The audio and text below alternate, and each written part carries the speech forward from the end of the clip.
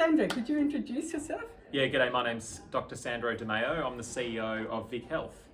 And what's VicHealth's position here today and in general about voice? Well, as a government agency, VicHealth doesn't have a position on the voice, but as the CEO of VicHealth and under our legislation, I certainly do. I'll be voting yes on October 14 because I believe that it's a voice to Parliament, and enshrining a voice to Parliament will have really important health benefits for all Australians. What's the evidence around that you can talk to? Yeah, look, I know personally when I think about my experiences as a CEO of a government agency, when I listen to communities, when I listen to their perspectives, their needs, their concerns, we make better we make better decisions. We get better health outcomes. We reduce waste, and we go further and we go faster. But we also know that when we look at the evidence, not just my own experiences, the global evidence, the science, it backs it up. When we listen to communities on issues that affect them, we make better decisions and we get better outcomes.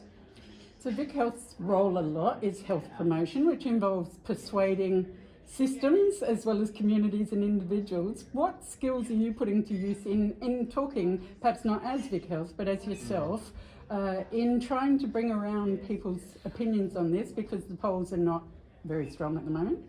Yeah, look, I don't try to persuade people, but I certainly have conversations, as we should have in a healthy democracy, about the facts and about the issues. As a doctor, I know that when we listen to communities, we get better health outcomes, we get better programs, we get better policies, and ultimately we reduce the burden of disease and we end up with a stronger health system. I also know that, when you reduce health inequalities, it benefits everyone, not just the communities that see health improvements. They're the sorts of conversations and facts, evidence that I bring to discussions that I'm having about the voice. I'm very open that I'll be voting yes on October 14 and why.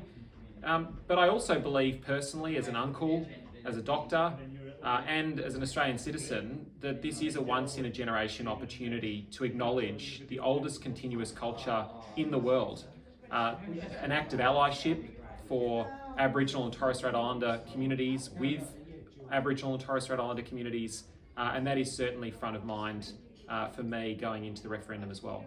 A big issue at the moment in healthcare, coming out of the pandemic, we're seeing it now with voice, is there's a lot of misinformation around, it's spreading more.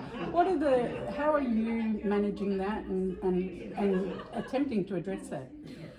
Look, the media landscape, the conversation has become very fractured on a range of health issues. I think all we can do as health leaders, as doctors, as individuals, is just continue to engage in the conversations, come with humility, but also come with evidence, and be open to the fact that we do live in a democracy and different people will have different viewpoints.